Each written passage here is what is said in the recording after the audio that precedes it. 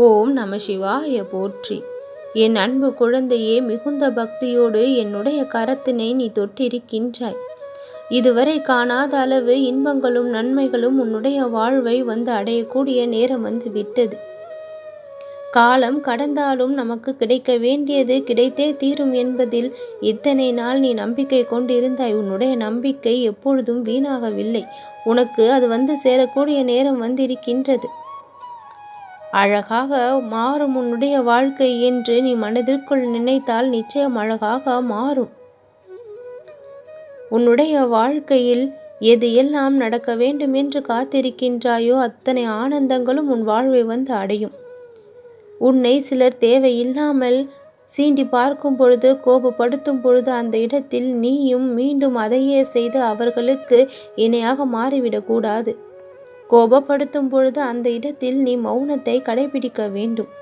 அவர்களிடமிருந்து விலகிவிட வேண்டும். வீண் வாக்குவாதங்களில் ஈடுபட்டு உன்னுடைய தரத்தை அவர்களுக்கு ஈடாக இறக்கி வைத்து விடக்கூடாது. நீ பெருமைப்படக்கூடிய அளவிற்கு நான் உன்னை வாழ வைப்பேன்.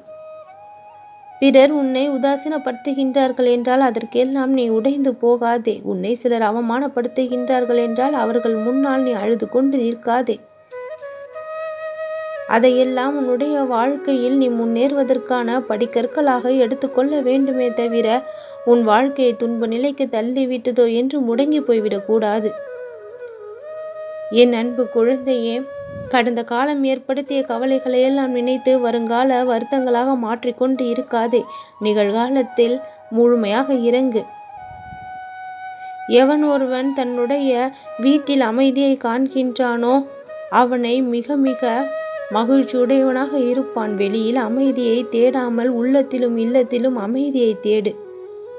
நம்புவதாக இருந்தால் யாரையும் முழுமையாக எந்த ஒரு சந்தேகமும் இல்லாமல் நம்ப வேண்டும். இல்லை என்றால் நம்பக்கூடாது.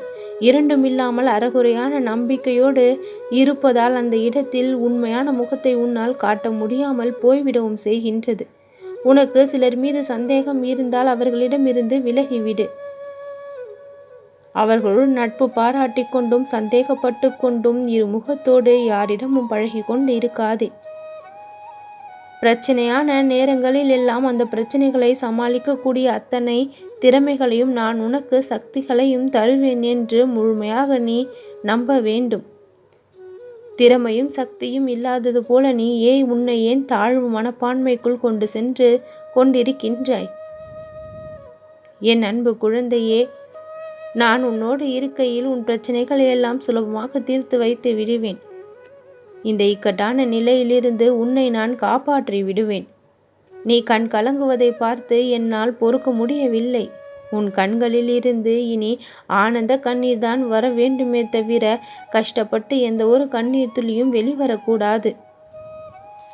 எப்பொழுதும் எல்லாம் நடக்கும் என்ற ஒரு நல்ல எண்ணமும் நல்ல சிந்தனையும் உனக்குள் இருந்து கொண்டே இருக்க வேண்டும். வாழ்க்கையில் எத்தனையோ பெரிய பெரிய கஷ்டங்களையெல்லாம் நஷ்டங்களையெல்லாம் நீ சந்தித்து விட்டாய்.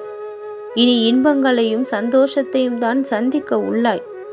மன மகிழ்ச்சியோடு இரு, நல்லதே நடக்கும்.